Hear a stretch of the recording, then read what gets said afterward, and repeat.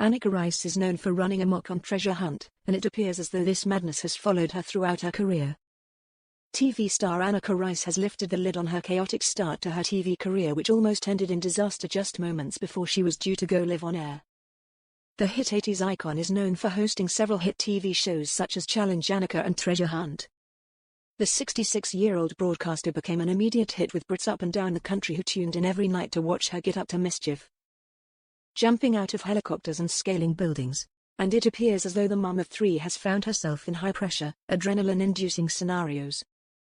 In an exclusive interview with Express.co.uk, the broadcaster, who has teamed up with First Bus to encourage older adults to rediscover the benefits of bus travel, revealed she accidentally ran over someone moments before presenting the news for the very first time. Before the blonde bombshell became the presenter we know and love today. She previously worked in Hong Kong at the age of 20, where she worked at a TV station known as TVB, Television Broadcasts Limited. After a messy breakup, the ambitious journalist left her job with the BBC World Service and moved to China, where she worked as a sub-editor. She recalled, "I got a job in the newsroom at TVB, the English-speaking TV station, and started working as a sub-editor, which basically means working around the clock, Christmas Day, you name it, writing scripts. And then one day the newsreader was ill, and I went, oh, I'll do that. I used to do a lot of that at the BBC because I found that just the word BBC holds huge cash overseas. So I just slightly elaborated on my job at the BBC, getting Mark Tully down the line, pretending that I was a very experienced television presenter." After bagging the job, Anneka excitedly prepared her script for the evening news and dashed over to the studio when she ran into some trouble.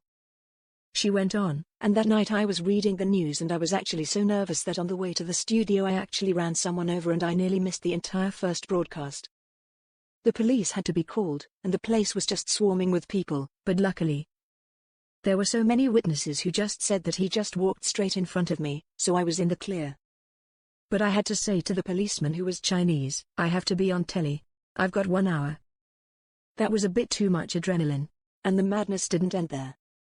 During her second day on the job, Irish author and comedian Spike Milligan turned the TV studio upside down. She chuckled, "The second night I'm on air, I met Spike Milligan. He happened to be in makeup because he was there to do something else. And I said to him, oh God, I'm just about to do the news, it's only my second night. Anyway, I went into the studio and it's not like how it is now where there's masses of people and assistants. There was literally just me and a cameraman. I've written my script, and I operate my own autocue with a foot pedal like an old-fashioned sewing machine. So I go in for the second night and say hello to the Chinese cameraman who doesn't speak a word of English. I don't speak a word of Chinese, but I know that when the light comes on, I start talking." At this point, the comic decided to add a bit of chaos to the mix by crawling onto the set while she was reading the news. Anneka went on, "Halfway through the bulletin, Spike Milligan crawls into the studio and just sits under the desk. He just sits there like a little gnome and he didn't say anything. He didn't bother me. He didn't touch me, so I carried on reading the news, but my foot on the foot pedal was shaking. I didn't know whether to laugh or cry. It was potentially disastrous because if I lost concentration, I'd zip through about 16 stories and be on the football too soon. So what with running someone over and then Spike Milligan, this sort of set the scene for the rest of my career. Not that I've run over anyone since, but that sense of fear and adrenaline all the time has followed me throughout." It comes after Anneka teamed up with First Bus' new campaign to encourage older adults to rediscover the benefits of bus travel. The campaign highlights the freedom and adventure that concessionary bus travel can offer.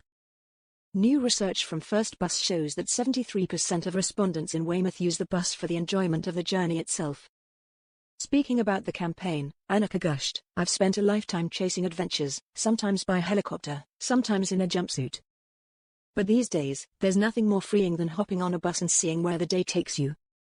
This campaign is about reminding people that the spirit of adventure never fades, and with a bus pass in your pocket, there's a whole world to rediscover right on your doorstep.